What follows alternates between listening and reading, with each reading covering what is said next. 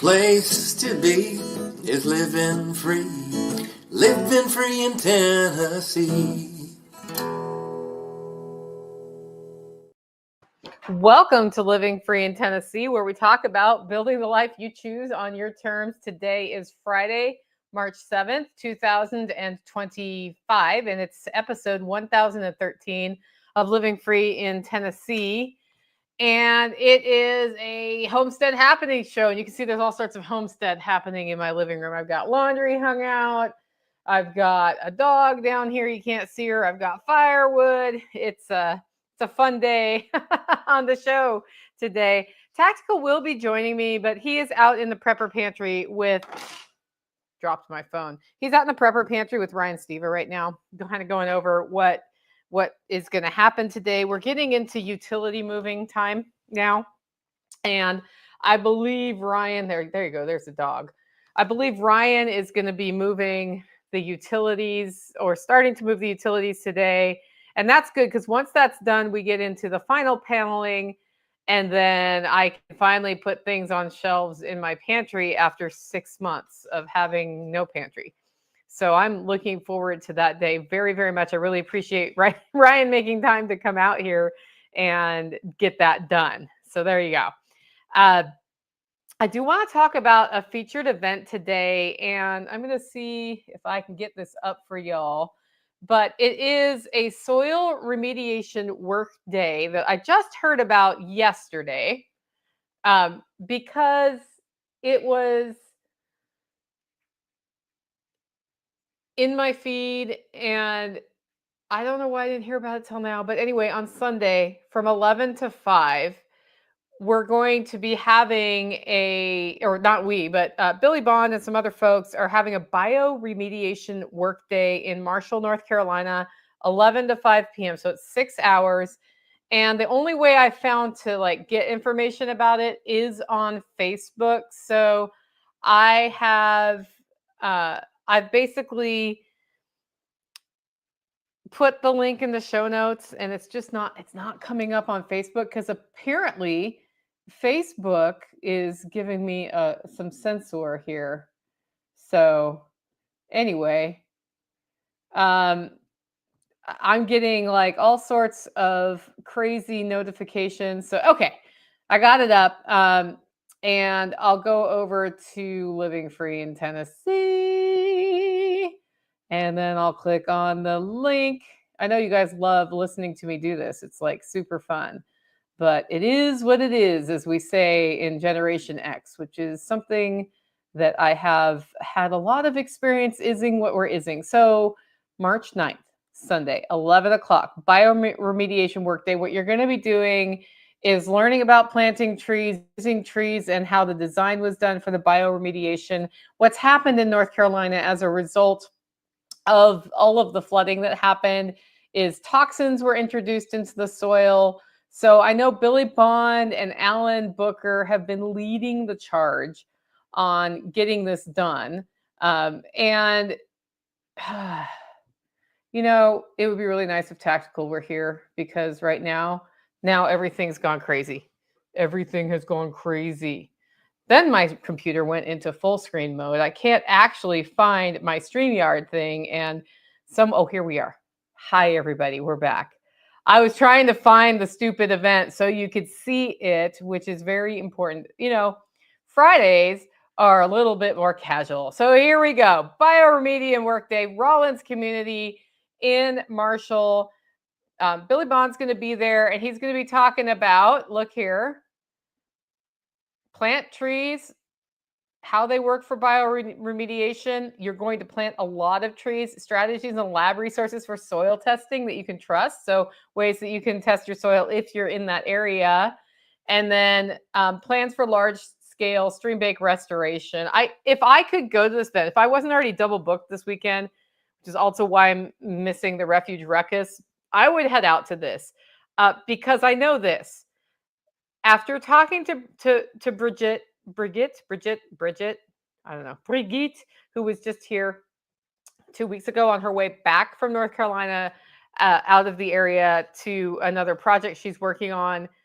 There's a lot of work to do there. And It starts with the soil being poisoned by what was in the water when the water swept through places with toxic chemicals and then dumped it in the soil. And now, if you grow plants in that soil, if they will grow, then guess what the plants are taking up? You got it. Can we deal with this situation? Absolutely. Is there a widespread program to deal with this situation? Not really. But I know that Billy Bond and Alan Booker have been pushing hard to get large scale plans done. And that means training anybody that they can to help with the project. But also, what would be really cool is learning how to plant trees properly, which is actually surprisingly complex, although also simple. So check it out. The link is in the show notes. If you're on the live stream, I'll drop it in to the description after the show is done. Or if you go to Facebook and look up Bioremediation Workday Rollins Community in Marshall, North Carolina, you can see information on that. Let them know you're coming, all of those things. Definitely worth some investment of your time. So that's why it's our featured event of today's show. I also want to mention, and this was supposed to be on Monday's show, I was interviewed at Canary Cry Radio. So that link is in the show notes too. I put it out on Monday as well. And it was in our email notification that went out to everybody who subscribes for the Living Free in Tennessee email, which you can do by going to livingfreeintennessee.com.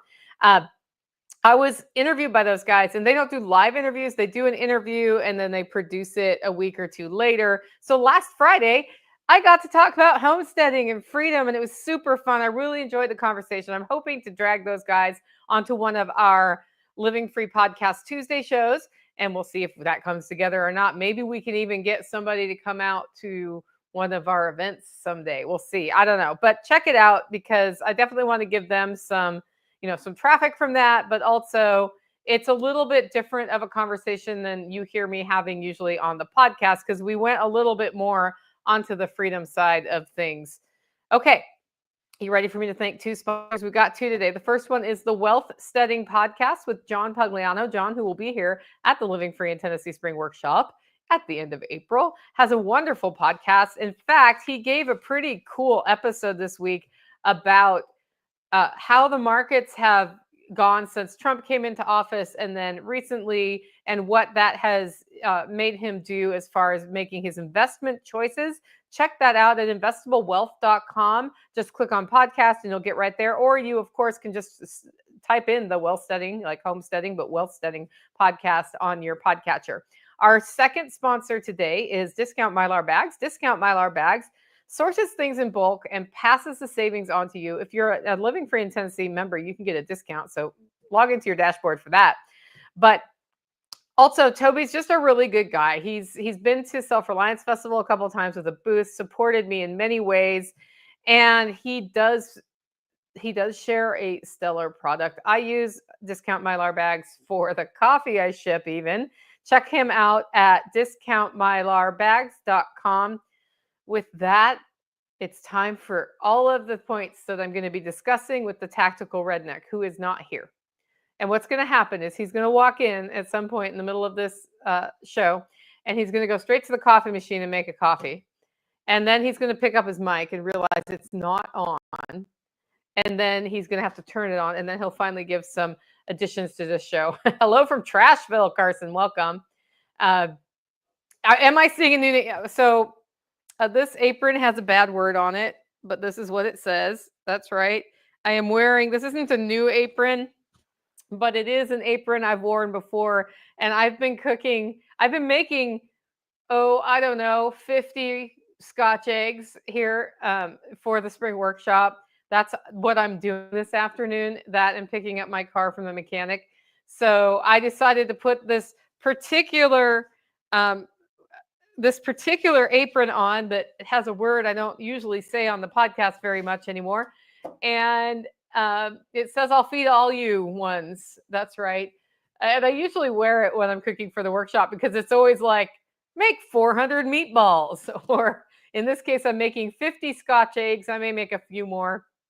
But it's been like full on meat production, food production of stuff we can do in advance to make it as easy as possible. I would like to announce that Kiri and Glenn, Kiri, who's in the comments here today, are running the kitchen for the event. We had Chef Brett queued up, but he got a job that he was like, I can't guarantee that I won't be scheduled during those times. So you should probably find somebody else. So I did.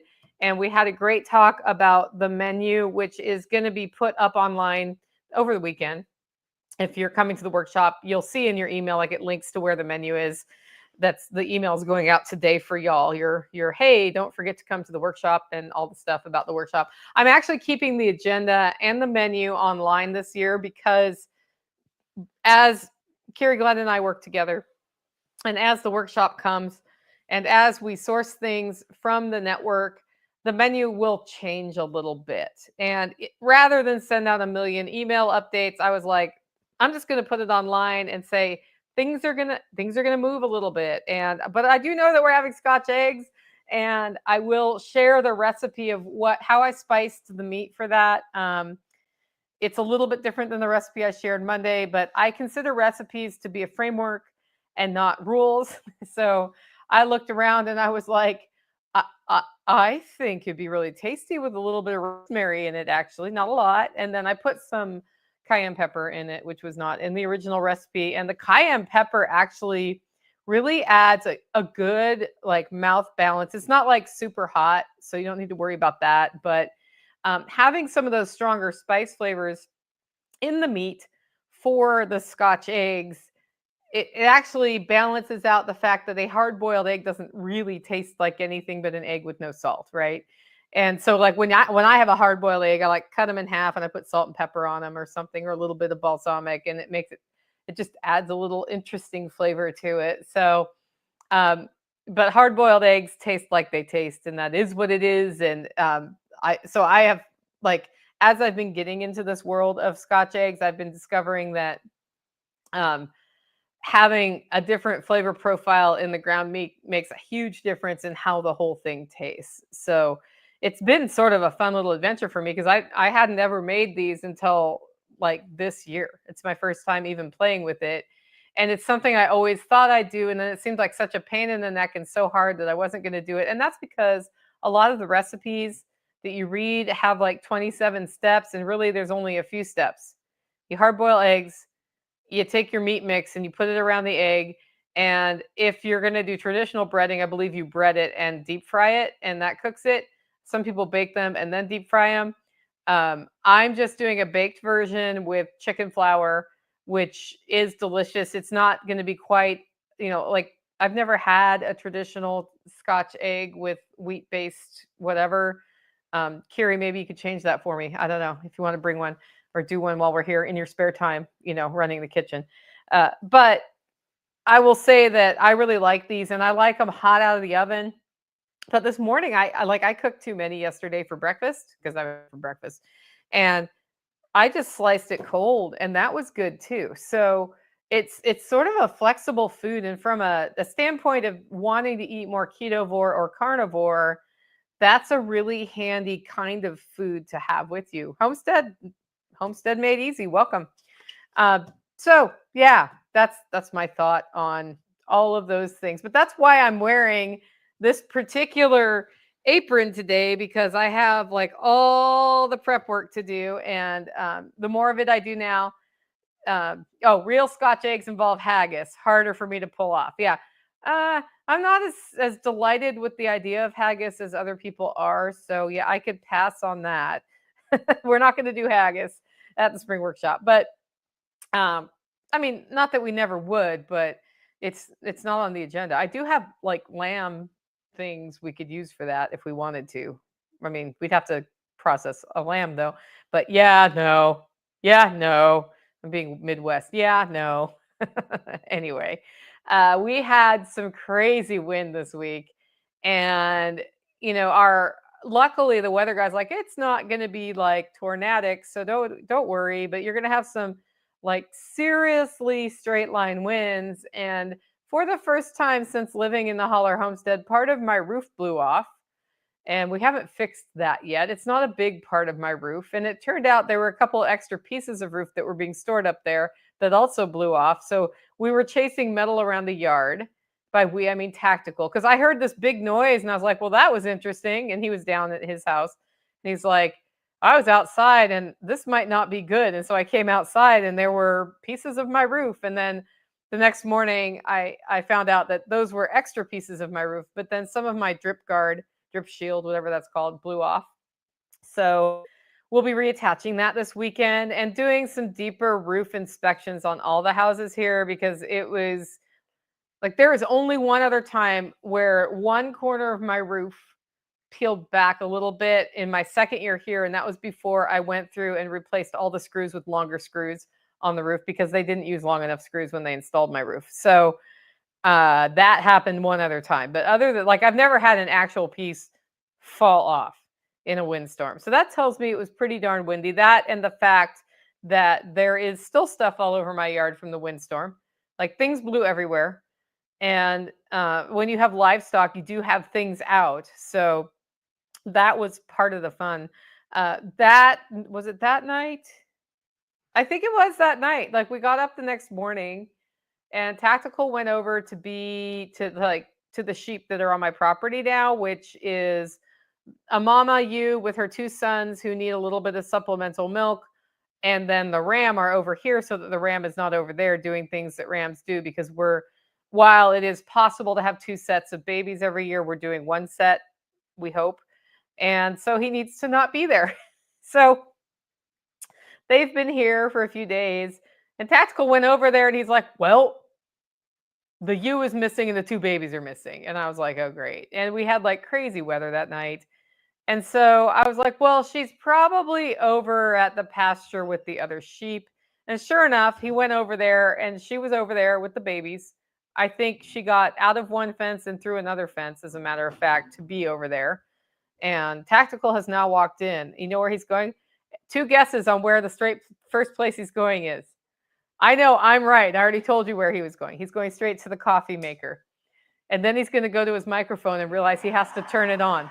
So anyway, so she was over there. So we ended up moving Stormy over here. Stormy is the bottle lamb we raised last year. That if you were at the spring workshop, you got to meet her in all her cuteness. And she's pregnant, so there's no worry about having her with the ram, except for as we get closer to delivery, we don't really want, Margot, coffee. We don't really want to have the ram with her while she's giving birth, per se. So we'll have to keep an eye on that, but she's not that close yet. I think she's probably 6 to 8 weeks away at this point. So, yeah.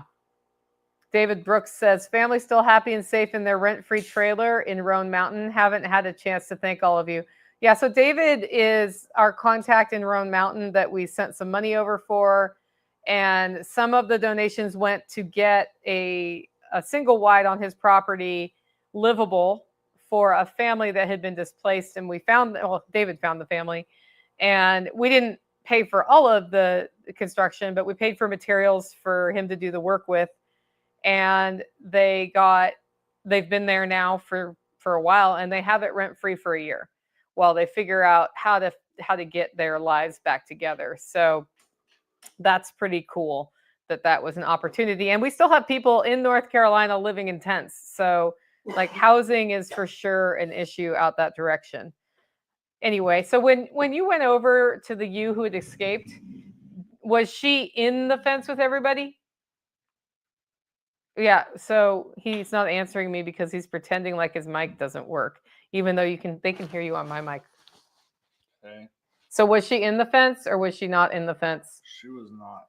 Okay, so she was not in the fence, she was near the fence, and then you got her in the fence? Yeah, she found a low spot that she was willing to go under. Okay, yeah. And then we had to move Story over. And we've been talking all week about moving another sheep over, which probably won't happen today either. No, I mean, I'm a little less concerned now than I was because she's kind of settled in. But it would be nice to get one of the other girls over here. It'd be nice to have that mama sheep back with the 2 boys, wouldn't it? Yeah, but I do want to get them cut down to 1 bottle a day. Yeah, you should move just like maybe 6 inches this way. The weird thing about being on videos, somebody's you have to sit uncomfortably close to them, and he and I are both introverts, and so we want a bigger bubble. But yeah, thank you for coming into the video. Now that you're here, they can't see my laundry hanging behind you. It's okay. I don't mind that you guys see my laundry hanging. That's like literally what happens in my living room because I live here. Yeah. Yeah. Okay. So this is not a prop homestead. yeah. So when you did the fencing repairs, that was one of the first things you talked about. What happened and why did you have to do fencing repairs? And why are you always doing fencing repairs? And why do we put this much time into fencing and all of those things? Like, tell us about the fencing tactical. I don't know if you did you post that video with the wind? Not yet. It'll go out. Okay. I had to make another funnier video about the little ram that was trying everything to close the deal. So it was so windy up there. I actually watched an entire flock of turkeys fly all the way down the pasture. Like, I've seen turkeys fly, but not like this. Like, metal dog bowl just gone. And so, needless to say, there was a number of limbs across temporary fence when I went back over there. That did not take long to, get the limbs off, and then I had to, adjust the fence a little bit. But then there's another spot where there's some permanent fencing that I've got a hog nose. So the permanent wire comes up to the hog nose, and then there's a separate piece of wire that attaches it to a tree. And originally I did all of that with aluminum wire. I like the aluminum wire a little bit more. It carries a little bit more of a punch, and it's easier to work with than the steel wire.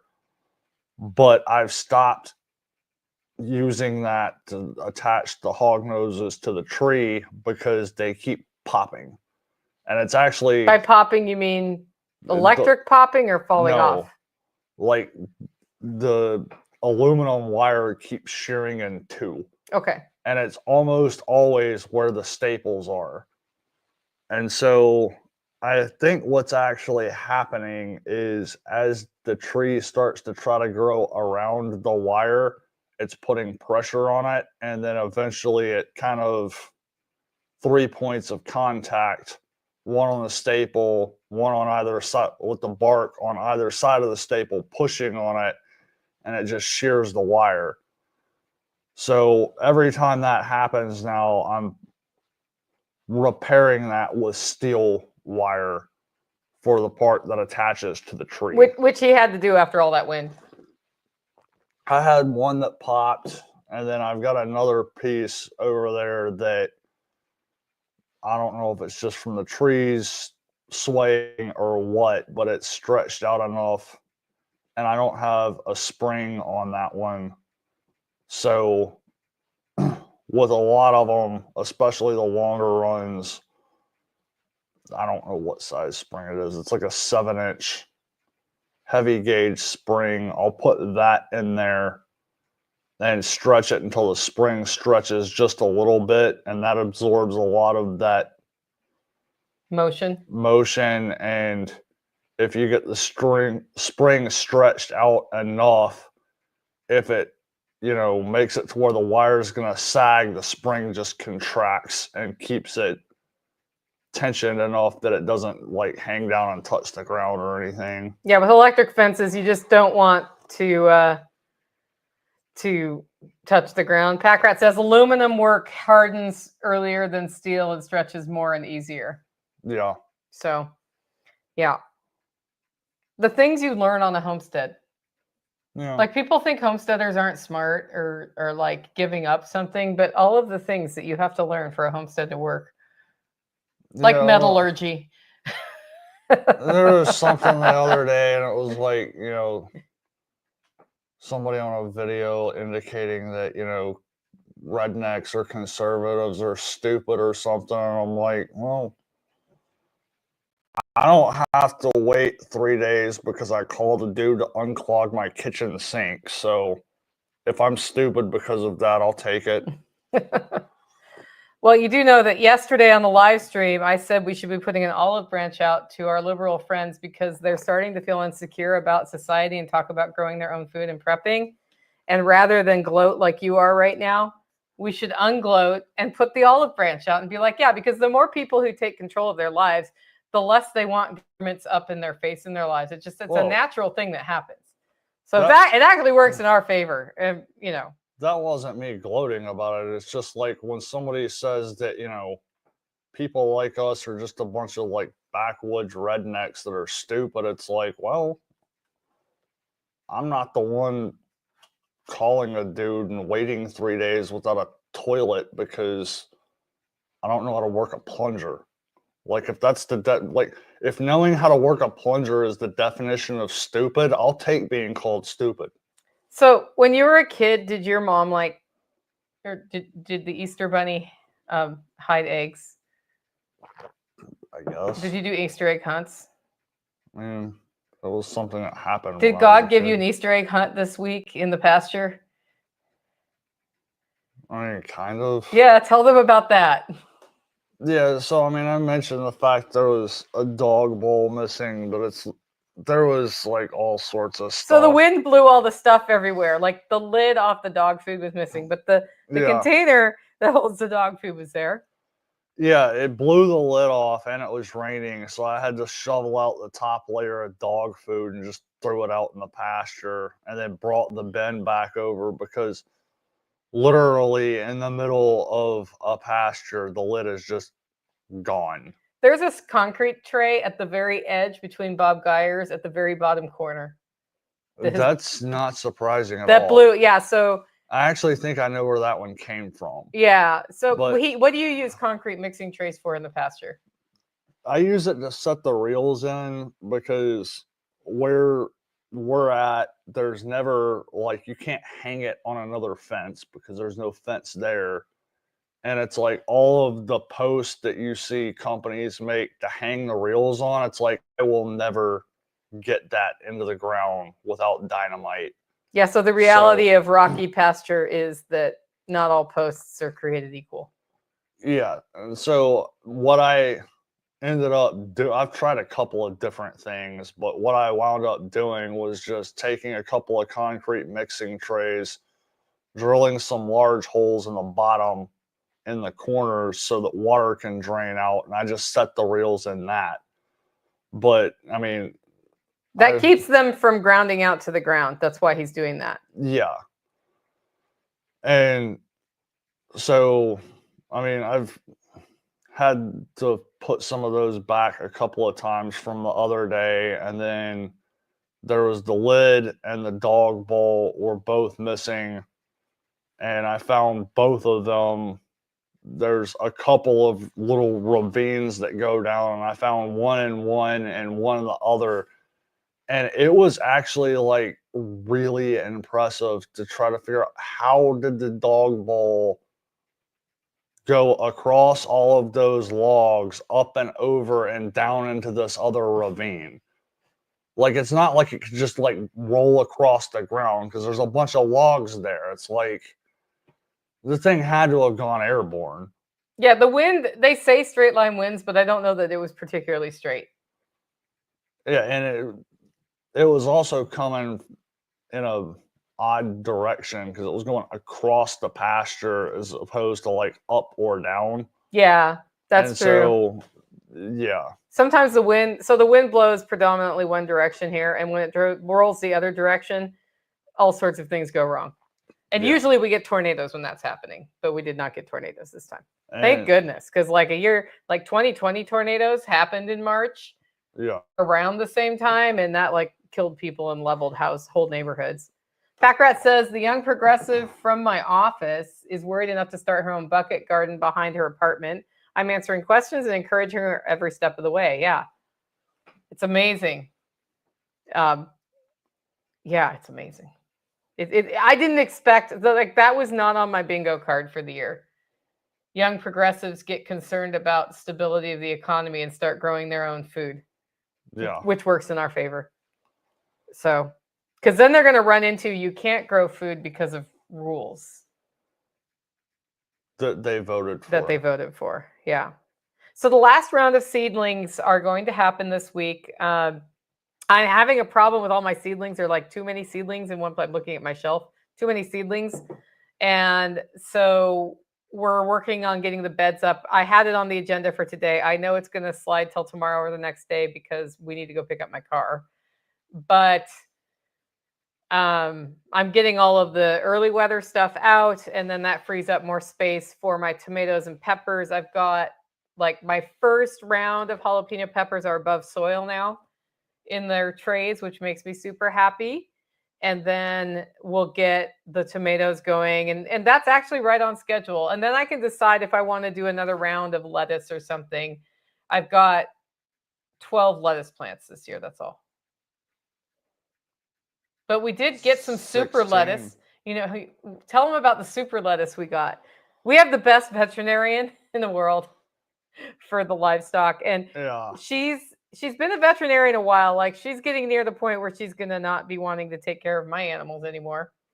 Hopefully She's not that close to retirement age, but she's like, I'm done with this, and I don't really need to be doing it necessarily. But he went over to pick up Bravecto from her for the livestock guardian dogs.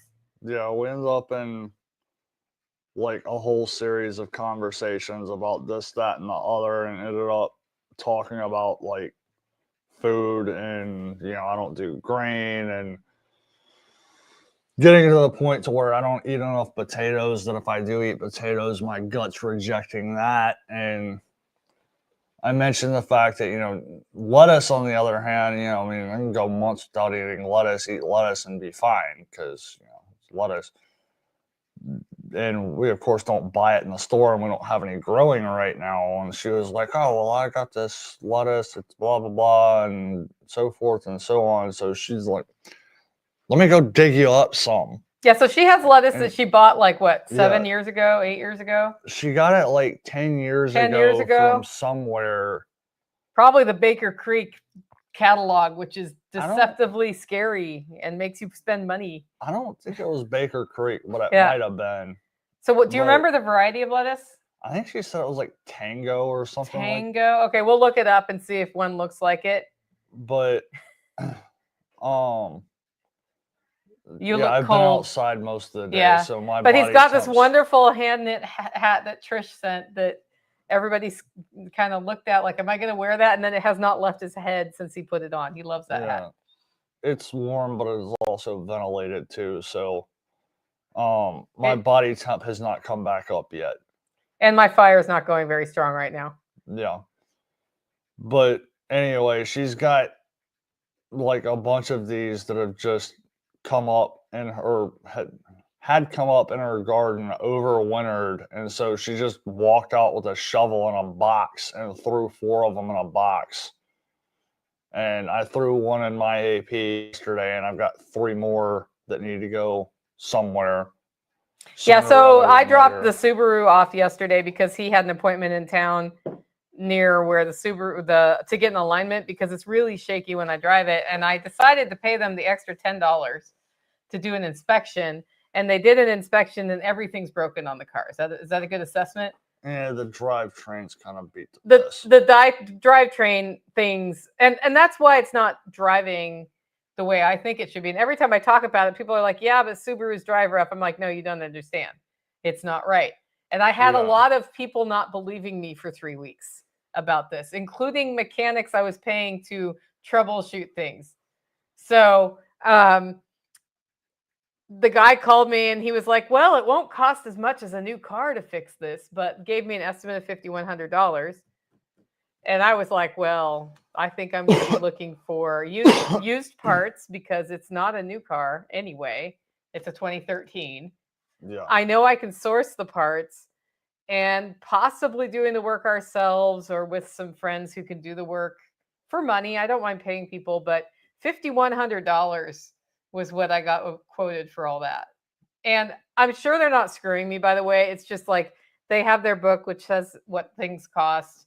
Yeah. And the brand new parts they have to order in are Subaru parts. And I'm like, I literally went online the other day looking for used part, like people partsing out my year of Forester. and found like 6 people. So, Yeah. And I think that they're probably also prices dictated by corporate and not the shop. but how are the head gaskets? Hashtag it's a Subaru. So that part looks good. It's just the drivetrain is not good. Yeah. And it was, you know, it was masked in the showing, I would say, by the people who we bought it from. Yeah, and it's a lot of that is like you can't just look at it and be like, oh yeah, that's not good. Yeah. Even like the little bit of a drive that we took on backcountry roads, it's like you only got up to It went 150 miles before it started displaying the symptoms, and that was with brand new tires on it. So they put brand new tires on it, and I think that's why they put brand new tires on it. probably. Yeah. So what I'm not going to do is put brand new tires on it and hand that problem on to somebody else, but we'll see. So there may be a really fun Operation Independence discussion about what the quote was and what we ended up spending on the Subaru. Hopefully that's a happy story and not a tale of woe by the time we're done with this process, right? Yeah, I mean, I have no idea how that drivetrain is constructed, so I can't really say how much of an issue that actually is. Like, if that was a Toyota, I could probably give you a price off the top of my head to what it should cost.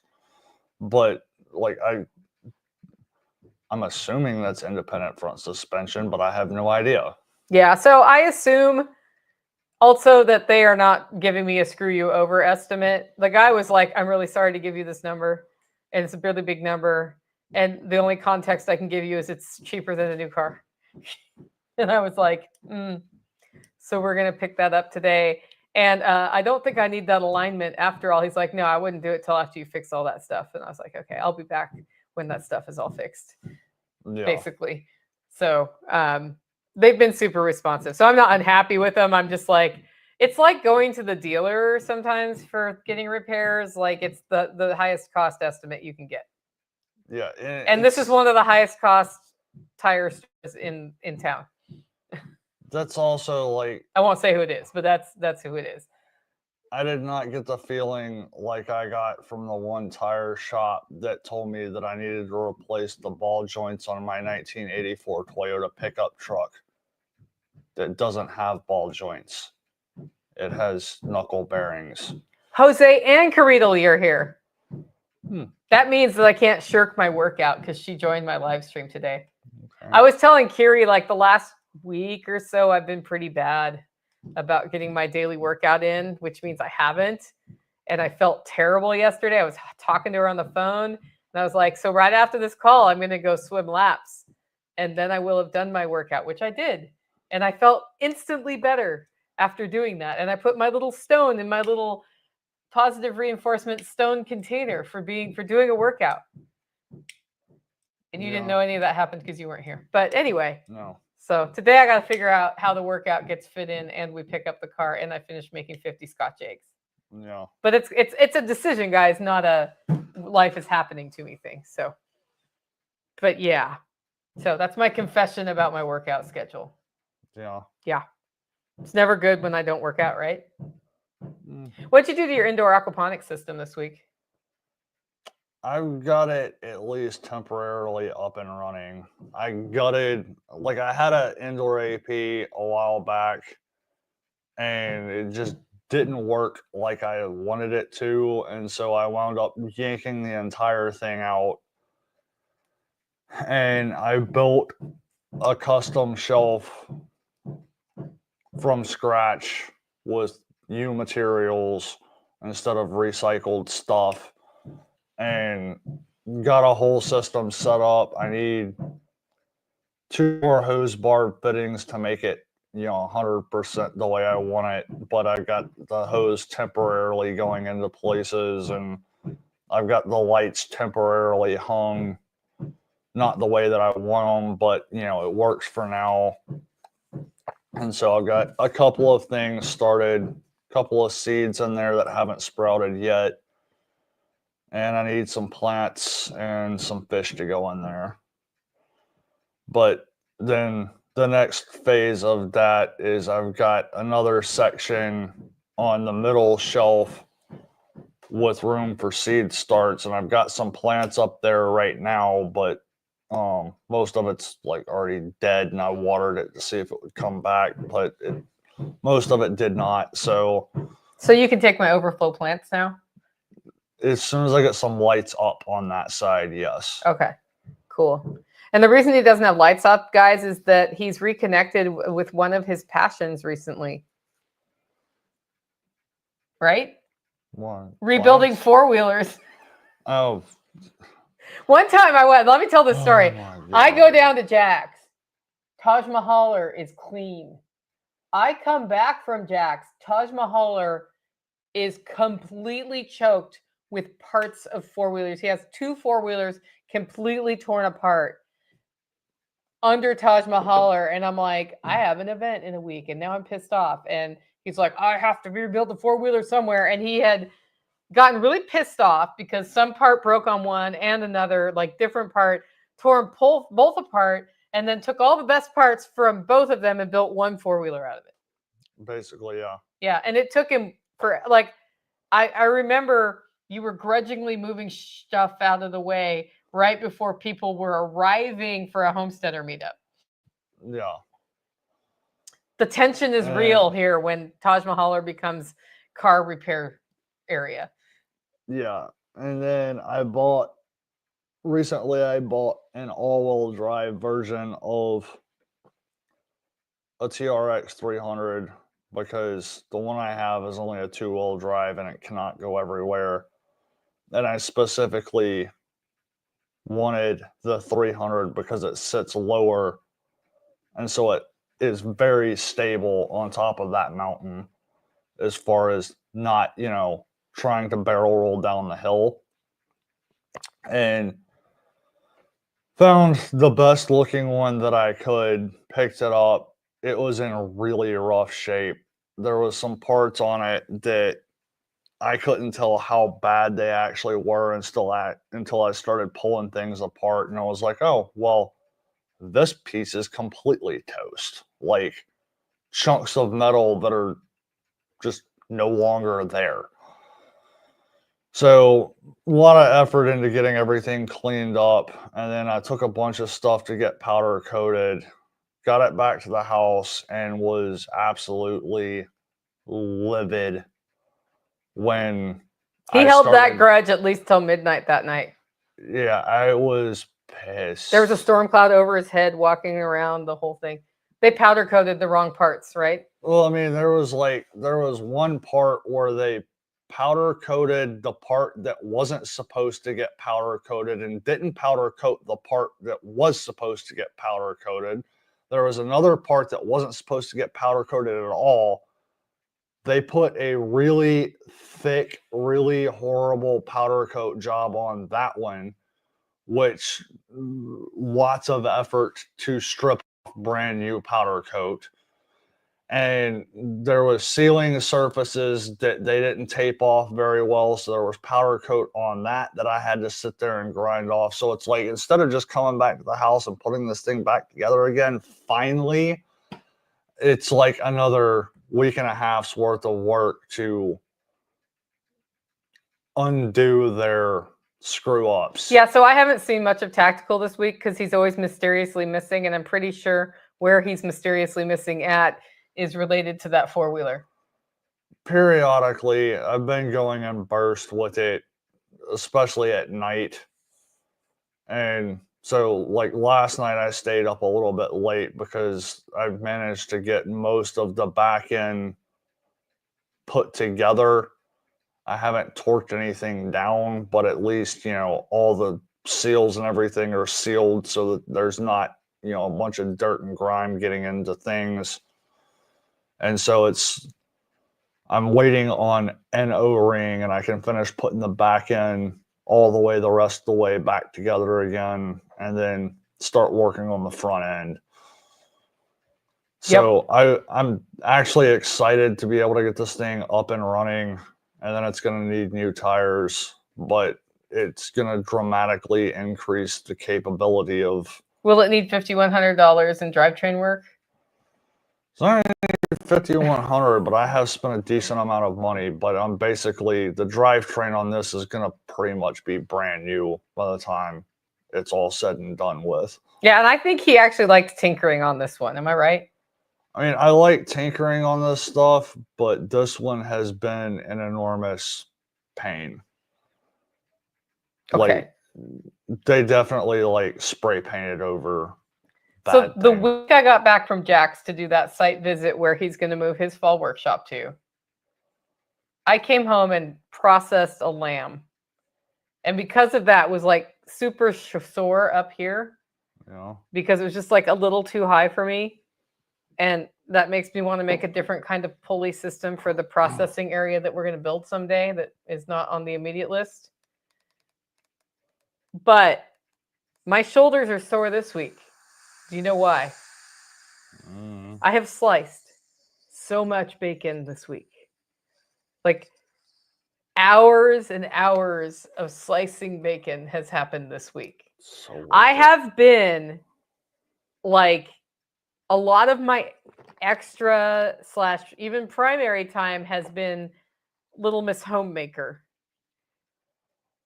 this week, trying to get things ground, things smoked, things sliced, things packaged, things broken, or I'm sorry, frozen. But I had no idea that I could end up sore from slicing bacon with a giant, like, deli slicer. Are you surprised to hear that? You watched really. it go down. I think it was worth it. What? Did you like the bacon this morning? Yeah, the bacon's good. Yeah. So let that be a lesson to you. If you guys batch all your bacon at one time instead of like scheduling it out, you can actually get sore muscles from that. The other thing I learned with my meat slicer, I had been sharpening it wrong, so it's more sharp now. And I usually semi-freeze the bacon, but because of my choir schedule and the performance, I had to leave before all the bacon was sliced on Sunday, which is why I spent multiple days and hours on days slicing bacon. And it was frozen solid when I started the next day, which takes a little bit more oomph. But when the blade's sharp, it'll actually go through that.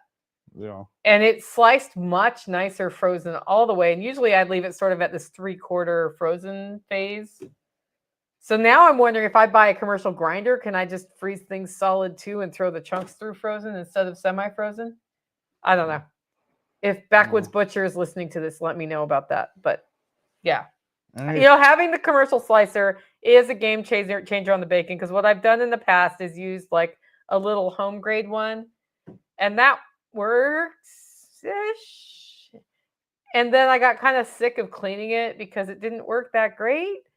And so I started just cutting bacon into small amounts and slicing it with my knife right before I use it. Like letting it defrost, slice it with the knife, and hope that it was consistent enough to make it work. So, you know, it is nice to have pre-sliced bacon, but that was a whole thing.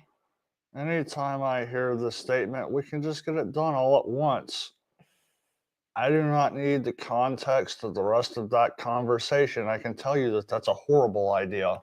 I still have 2 more pieces of bacon, 2 more hunks, big hunks of bacon to slice that I ran, because I filled the smoker when it was going to be below freezing at night and smoked it, cold smoked it.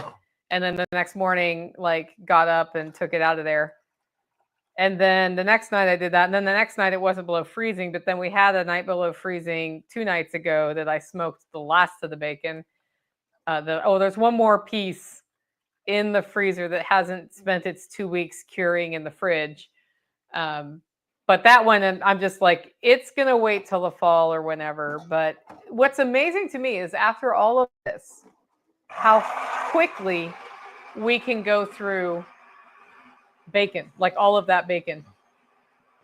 But that was all bacon from one pig. Yeah. It was just a lot of bacon from one pig. Yeah. It was a big pig. So those were.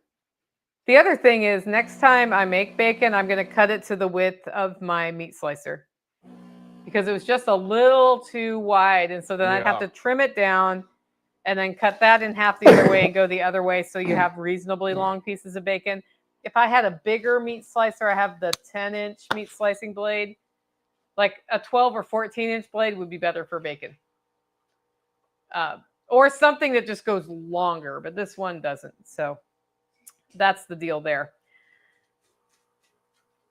So now we are into spring here. It's not spring officially until the 21st of March, but we're already starting to assess what made it through the winter. And I was telling Tactical today, this was the most brutal winter I have seen since moving here 18 years ago. And by which I don't mean snow and ice, but the cold being that close to zero that many times has never happened before since I moved here. Did not enjoy this one. As a result of that, some plant like rosemary that had actually made it 2 years here, gone. So what do we have like left at this point? It's hard to say. I've got one rosemary that's down in the rock garden that might or might not still be alive. Hard to tell right now.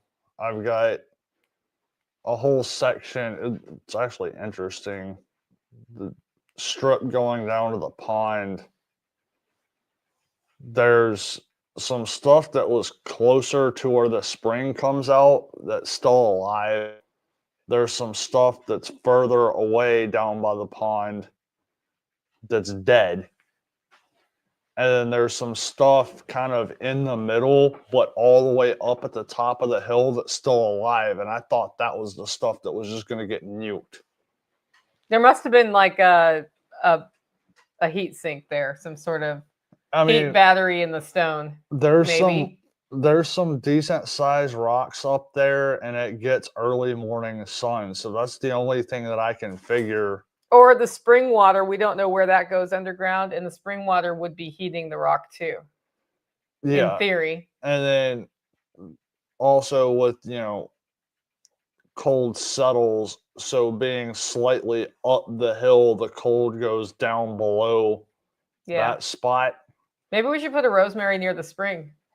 There is one. Oh, and it's alive? Survived. Okay, so that's the rosemary that survived.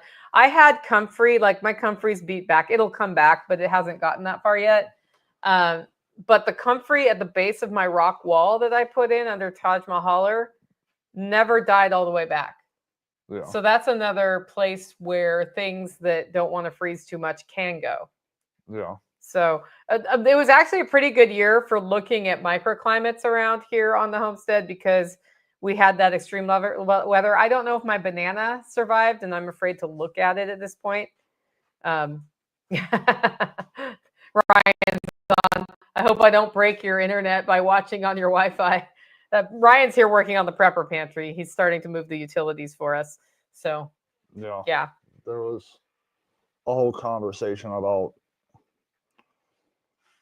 actually kind of wondering if it's just easier to knock that whole cinder block out and replace it than try to fix it. Like the whole wall? Yeah. And just frame it in? No, I was just looking at it like, kind of inclined to just say knock the whole wall down and just put new cinder block in, because it's like 3 different depths and you're going to have to do all sorts of weird framing and welcome to the Holler Homestead, where nothing is standard or easy. Every time I get into anything, that's just the way it is. So knowing where your microclimates are is really helpful for planting, and it takes observation. And I've had years to observe here, but this definitely unearthed some even more microclimates, basically. And I think part of it is we put so many plants out in the last 3 years that there's just a lot more volume of things. So we can see like this one didn't do well and that one did well. Yeah. The other interesting part is some of the rainstorms that we've gotten have been, I'm not even going to say excessive quantity. It's high quantity in a short time period. Yeah, like multiple inches in an hour or two. Yeah. It's a lot of rain. It's like, no, 3 inches is not a lot of rain. 3 inches in an hour. 10 minutes is like excessive. Yeah, we've seen a lot about erosion here. That's why you're doing an erosion tour at the Living Free in Tennessee Spring Workshop. I think we do that every year. Well, you have totally new erosion remediation projects this year. Mm-hmm. Like what he does when he's bored is he wanders around the property and remediates erosion. Right? It's not even that. It's more along the lines of like I'll walk by and see a log. Like I'm feeding the dogs in the pasture the other day, and it was like that log needs to be like 2 feet that direction and pushed up a little bit, and all that water is going to go over there instead of down there. And so while I was waiting on the dogs to eat, I just moved a log. Yep. Chestnut decided she needed to have a pet head. I guess that's because I said dog. Yeah. Also, she wants to go outside. Because Chestnut's a good dog, and Chestnut just came back inside. But she wants to go back outside. I don't care if Chestnut wants to. Okay. Chestnut gets to be a good inside dog. So Holler Neighbors community update. Nighthawk was gone another week this week, and he'll be back, and then he's in town again. So you've been taking care of an extra dog and rabbits, and Lynn is settling into base camp. I haven't seen her much this week because we've been out a lot. Hopefully we'll have a Holler Neighbor dinner Sunday and catch up with her. But I am starting to take movements forward on looking at that other property down the road that's for sale. So we'll see if that turns into some sort of a community of its own. On the finance side, I have learned to like chicken again. And I was thinking of doing meat birds until Dawn Gorham posted online that her order was canceled, that she ordered in December. Because it's the great chicken shortage of 2025. So our next like big class was supposed to be chicken processing. Yeah. And I reached out to my friend at Hofgrid Homestead, who has done the chickens the last couple of years, and said, "Is this hitting you? Because I would like to schedule the class, but I was hoping to get the chickens from you. And if you're having your chickens not show up, then that's a problem." And she sent me her schedule. So far, she's been getting her orders. And she ordered them a year in advance. So that may mean that she's on a priority list because she's ordering quite a lot of chickens. Yeah. They're producing twice the number of chickens this year as they did last year. So the good news is I can source chickens for that. So I'm going to be sitting down with the Holler Neighbors to decide which weekend we're doing the processing class this year. And then I'm getting the cheese class scheduled, which is going to be a class taught by myself and Chef Brett. And we're going to do, at the end of it, a pairing of different cheeses with things like apples or different food. And it's a BYOW scenario. Bring your own wine if you want to have some wine. And that'll be a fun. So that'll be intro to making cheese. We may do some hard cheese classes later. But if we do that while I do make hard cheeses, I think I want a different teacher to teach how to make hard cheeses so that I get to learn something too. So just looking on getting those all set up for the year, and hopefully that'll bring some local ongoing revenue into the budget for the homestead. Yeah. So that's all I've got for the week. You got anything else you want to add? Oh, I'm so scattered right now. That's the long redneck version of not right now. So if you like the show and want to support the work we're doing here, you can do it in two ways. One, get your coffee at hollerroast.com. Two, consider becoming a member. Head over to livingfreeintennessee.com to find out more. With that, guys, go out, make it a great week.